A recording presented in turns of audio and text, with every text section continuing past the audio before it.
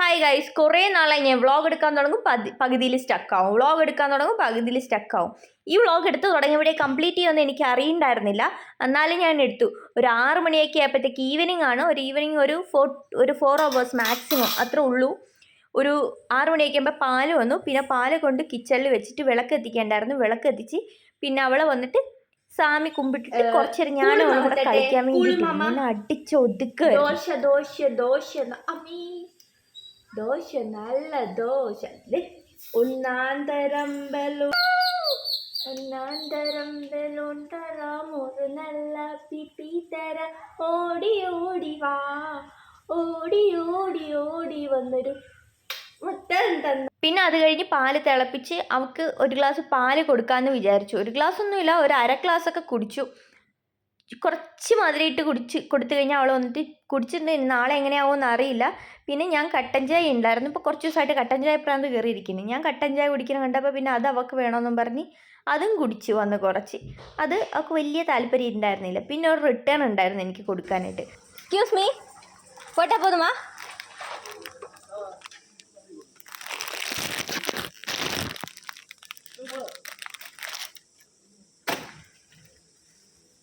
മടി അങ്ങ് നെറുകയിൽ നിൽക്കണം കൊണ്ടാന്ന് തോന്നുന്നു. എനിക്ക് താഴെ പോയി തിരിച്ച് കയറി വരാൻ വേണ്ടി മേലായിരുന്നു. താഴെ നിന്ന് എറിഞ്ഞു കൊടുത്ത് പിന്നെ വന്നിട്ട് അപ്പോഴത്തേന് ഉച്ചയ്ക്ക് കഴിച്ച പാത്രം അതൊക്കെ വന്നിട്ട് അങ്ങനെ വെച്ചിരിക്കുകയായിരുന്നു. ഞാൻ കഴുകിയിട്ടുണ്ടായിരുന്നില്ല. കാര്യം എനിക്ക് സൗകര്യമുള്ളപ്പോൾ ഞാൻ കഴുകിയാൽ മതിയല്ലോ. എന്തിനാ അത്ര നേരത്തെ കഴുകണേ? ഞാൻ വെള്ളം ഒഴിച്ച് വെച്ചിട്ടുണ്ടായിരുന്നു. കാര്യം അവനവൻ കഴിക്കുന്ന പ്ലേറ്റ് അവനവന് കഴുകാവുന്നതേ ഉള്ളൂ. അതും മറ്റുള്ള ഒരാൾക്ക് പണിയായിട്ട് ഇടുമ്പോൾ മറ്റുള്ളവർക്ക് സൗകര്യത്തിനല്ലേ ചെയ്യാൻ പറ്റുള്ളൂ. അപ്പോഴത്തേന് ഇത് കേട്ട് കഴിയുമ്പോൾ എന്നോട് എന്താ പറയാമെന്ന് എനിക്കറിയില്ല. കുട്ടികളെ വന്നിട്ട് 5 വയസ്സ് കഴിയുമ്പം ആണോ പെണ്ണോ അല്ല, ആരെയാണെങ്കിലും സ്വന്തം പ്ലേറ്റ് കഴുകാൻ, അറ്റ്ലീസ്റ്റ് പ്ലേറ്റ് കഴുകാൻ വന്നിട്ട് ട്രെയിൻ ചെയ്യിച്ചിട്ടുണ്ടാവണം എല്ലാവരും. ഞാൻ കൺഫേം വേണ്ടി ചെയ്യിച്ചിരിക്കും. 5 വയസ്സ് തൊട്ട് കുഞ്ഞിൻ്റെ പ്ലേറ്റ് കുഞ്ഞിനെ കൊണ്ട് ഞാൻ കഴിയിക്കും. അതാണ് എല്ലാവർക്കും നല്ലത്. അപ്പോൾ എന്നെ പറ്റിക്കാനുള്ള പരിപാടിയായിരുന്നു. ഞാനും കുഞ്ഞും കൂടെ. ഞാൻ മറഞ്ഞു നിന്നിട്ട് നിൽക്കാമെന്ന് വിചാരിച്ചായിരുന്നു. പിന്നെ പെട്ടെന്ന് കുഞ്ഞ് മറഞ്ഞു വന്ന് നിന്ന് ഞാൻ ഓർത്ത് പണി പാളിയെന്ന്. പിന്നെ പക്ഷെ അവളെ പെട്ടെന്ന് പോയി. പക്ഷെ തുറന്നതും കണ്ടു ഗൈസ് അവളെന്താ ചെയ്തെന്ന്.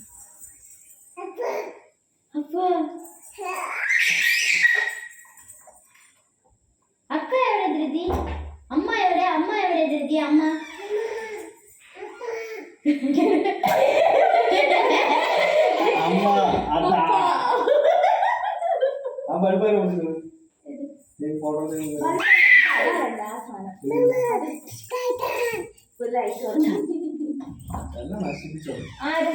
താങ്കളുടെ മകൾ ഒരു അടി കൊടുക്കുക. ഒന്ന് അടി.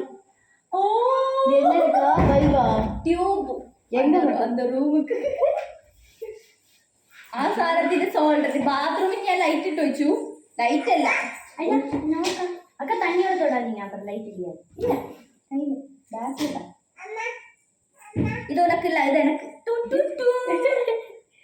ഞാൻ വിചാരിച്ച കാര്യമൊന്നും നടക്കാത്തതുകൊണ്ട് പിന്നെ ഞാൻ സന്തോഷ് സാറിനെ വിളിച്ചു. സാറിൻ്റെ വീട് വരെ പോകേണ്ട ആവശ്യമുണ്ട്.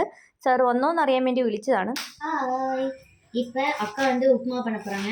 அதுக்கு தேவையான பொருள் கேரட், பச்சை மிளகாய், அப்புறம் கடைசியாக ஒன்று நம்ம எல்லாரையும் அழுக வைக்கிறது ஆனியன். ഞാൻ നേരത്തെ പറഞ്ഞ കാര്യം ഞാൻ വീണ്ടും റിപ്പീറ്റ് ചെയ്യണം. സ്വന്തം പ്ലേറ്റ് കഴുകണ കാര്യം ഇപ്പോൾ ഉള്ള അമ്മമാർക്ക്, മുമ്പത്തെ അമ്മമാർക്കൊന്നും പറഞ്ഞു കഴിഞ്ഞാൽ മനസ്സിലായില്ല. ആൺകുട്ടികൾ ചെയ്യാൻ പാടില്ല, എന്തോ തെറ്റ് ചെയ്യണ പോലെയാണ് അവർ അതിനെയൊക്കെ കാണുന്നത്. എന്തോ ഭയങ്കര പുച്ഛം. പിന്നെ അത് പ്രത്യേകിച്ചും വേറെ പല കാര്യങ്ങളുണ്ട്, അത് ഞാൻ അതിലേക്ക് വിടണു. സോ ഇനിയുള്ള തലമുറയെങ്കിലും സ്വന്തം പ്ലേറ്റ് കഴിക്കാൻ മാത്രം എല്ലാ മക്കളെയും ഒന്ന് ട്രെയിൻ ചെയ്യിക്കുക. പിന്നെ ഉപ്മാവ് ഉണ്ടാക്കണേൽ വന്നിട്ടുള്ള പൊടിക്കൈയാണ് എൻ്റെ. ലാസ്റ്റ് കൊണ്ട് കുറച്ച് പഞ്ചസാരയും കുറച്ച് നെയ്യും വന്നിട്ട് തൂകിയ മേലെ വന്നിട്ട് വെച്ച് ഒന്ന് ചെറിയ ചൂടോടെ തന്നെയായിരിക്കും ഒന്ന് ക്ലോസ് ചെയ്ത് വയ്ക്കുക. പിന്നെ ഫുഡ് ഉണ്ടാക്കി വെച്ചിട്ട് നേരെ സന്തോഷ് സാറ് വന്നെന്നും പറഞ്ഞ് വിളിച്ചു. നേരെ സന്തോഷ് സാറിൻ്റെ വീട്ടിലേക്ക് പോകാൻ വേണ്ടിയിട്ട് റെഡിയാവുകയാണ്. ഞാനാണ് ഫസ്റ്റ്. ഞാൻ എപ്പോഴും റെഡിയാവുക. കാര്യം ബുജ്ജിനെ റെഡിയാക്കി കഴിഞ്ഞാൽ പിന്നെ അവൾ സമ്മതിക്കില്ല. അവളുടെ ഡോറിൻ്റെ അവിടെ പോയി നിന്ന് അലമ്പായിരിക്കും ആകെ. സോ ഞാൻ ആദ്യം റെഡിയായിട്ട് ഞാൻ കുഞ്ഞിനെ വന്നിട്ട് റെഡിയാക്കാൻ പോകാറുള്ളൂ. എൻ്റെ മുടിയുടെ നീളം വെച്ചു എനിക്ക് ഇഷ്ടമല്ല. എനിക്കിത് ഉടനെ തന്നെ കട്ട് ചെയ്യണം ഗൈസ്. അപ്പോൾ ഇവിടെ സമ്മതിക്കുമോയെന്ന് അറിയില്ല. പിന്നെ എങ്ങോട്ട് പോകണമെന്ന് അറിയാമല്ലോ. സിനിമയ്ക്ക് പോകണ പോലെ ആ സ്ലിം ബാഗൊക്കെ എടുത്തിട്ട് പോകുന്നുണ്ട്. ഇത്രയോ ആഡംബരമൊക്കെ കാണിച്ച് ഇറങ്ങിയതും പോരാ, അവിടെ ചെന്നപ്പോൾ വന്നിട്ടാണ് കാര്യം മനസ്സിലായത്. സന്തോഷ് സാറ് വീടിൻ്റെ അവിടെ നിൽക്കാന്നുകൊണ്ട് സാറ് നമ്മുടെ വീടിൻ്റെ അടുത്ത് വരെ വന്നു. അവിടെ നിൽക്കാന്ന് പറഞ്ഞത്. ആ നിൽക്കാൻ എത്ര നേരം വെയിറ്റ് ചെയ്യണം? പിന്നെ സാറ് സന്തോഷം കൊണ്ട് കുഞ്ഞിനെ എടുക്കാൻ നോക്കിയതും അവളാകെ കരഞ്ഞ് വിളിച്ച് പോയി. ആ 2 പിള്ളേരെ സാറിന് 2 കുട്ടീസിനും സാറ് എഴുതിയിട്ട് വന്നത്. പിന്നെ അവരെ പറഞ്ഞ് ടാറ്റയൊക്കെ പറഞ്ഞ് വിട്ട് സാർ ഓഫീസിൽ നിന്ന് വന്നിട്ടുണ്ടാവുള്ളൂ. ഫുഡൊന്നും കഴിച്ചിട്ടുണ്ടാവില്ല. പെട്ടെന്ന് തന്നെ അവർ പോയി. ഞങ്ങൾ വന്ന കാര്യം വാങ്ങിച്ചിട്ട് ഞങ്ങളും ഇറങ്ങി.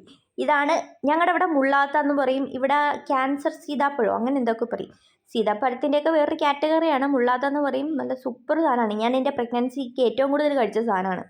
പിന്നെ അതേപോലെ തന്നെ തിരിച്ച് വരുമ്പോഴത്തേക്ക് ഫിഷ് ചില്ലി വാങ്ങാമെന്ന് ഓർത്തു. അപ്പോൾ എന്താണെന്ന് അറിയാമല്ലോ, ഇപ്രാവശ്യം വലിയ ഫിഷ് ചില്ലിയൊക്കെ പോയി എടുത്തിട്ടുണ്ടായിരുന്നു. ഞാൻ ചില്ലിയും ആസ് യൂഷ്വൽ നമ്മുടെ നെമ്മീൻ മാത്രമേ ഞാൻ കഴിക്കുകയുള്ളൂ, അത് മാത്രമേ വാങ്ങിച്ചുള്ളൂ. ഈ ഒരു മസാലയുണ്ട്, ഇതിൻ്റെ പൊടി, ഇതാണ് ടേസ്റ്റ്, ഇതാണ് ഇതിൻ്റെ ഹൈലൈറ്റ്.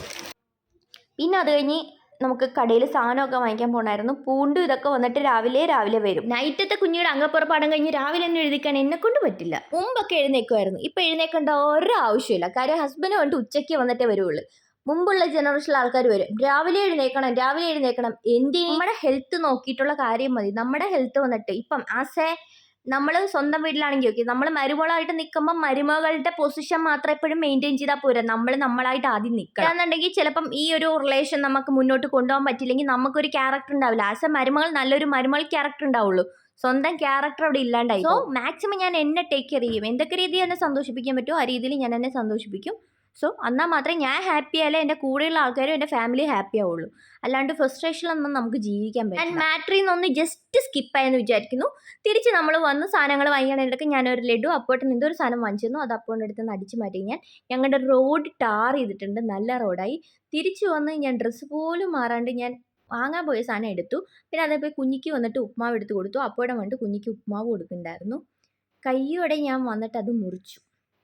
അടിപൊളിയായിരുന്നു ഗൈസ്. മരത്തിൽ തന്നെ നിന്ന് നല്ല പഴുത്തിട്ട് നല്ല മധുരമായിരുന്നു.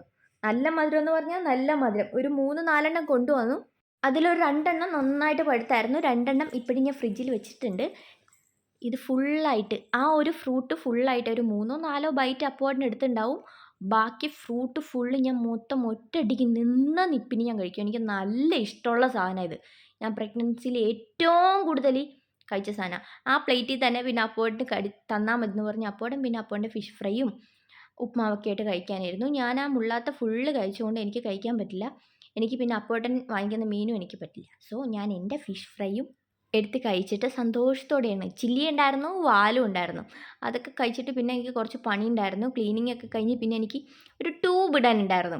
എനിക്ക് കയ്യും കാലും വിറക്കിയായിരുന്നു. കാര്യം ഞാൻ മുമ്പ് വന്നിട്ട് വീട്ടിൽ ഫ്യൂസ് കുട്ടിയിട്ട് മറ്റേ ചെമ്പ് കമ്പി ഇട്ട് ഫ്യൂസ് കുട്ടിയിട്ട് ഫുൾ അടിച്ചു പോയ സംഭവങ്ങൾ വരെ ഉണ്ടായിട്ടുണ്ട്. കാര്യം ഇടയ്ക്കിടയ്ക്ക് വോൾട്ടേജ് ഫ്ലക്ച്വേഷൻ വരുമ്പോൾ പൊട്ടിപ്പോലോ, നമ്മുടെ ഫ്യൂസ് പോലും. അതിന് ഫ്യൂസ് പോവാണ്ടിരിക്കാൻ ഞാൻ ഇത് ചെമ്പ് കമ്പിയിട്ട് വരെ ചെയ്തിട്ടുണ്ട്. അത്രയും പരീക്ഷണങ്ങളൊക്കെ നടത്തിയിട്ടുണ്ട്. പക്ഷെ ഇത് കുറേ നാൾ കൂടെ ചെയ്യാണ്ടിരുന്നപ്പോൾ ഒരു ഭയം.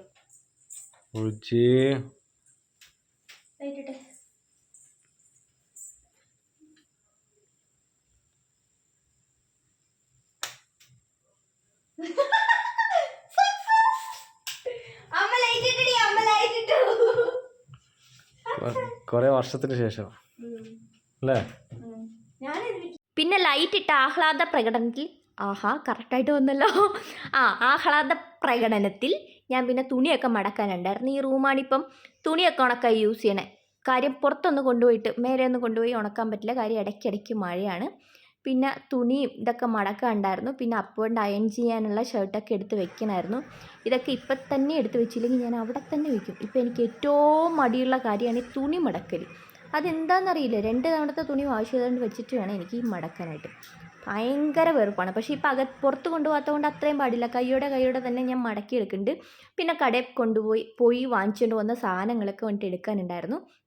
കൈയോടെ തന്നെ ഈ പരിപാടി നിർത്തില്ലെങ്കിൽ ഇതും കവറോടെ അവിടെ ഇരിക്കും. കവറിൽ തന്നെ ഇരുന്ന് തീരേണ്ട അവസ്ഥ വരും. പിന്നെ ഇതൊക്കെ കൊണ്ടുവന്ന് പിന്നിലൊക്കെ ഇട്ട് വയ്ക്കണമായിരുന്നു.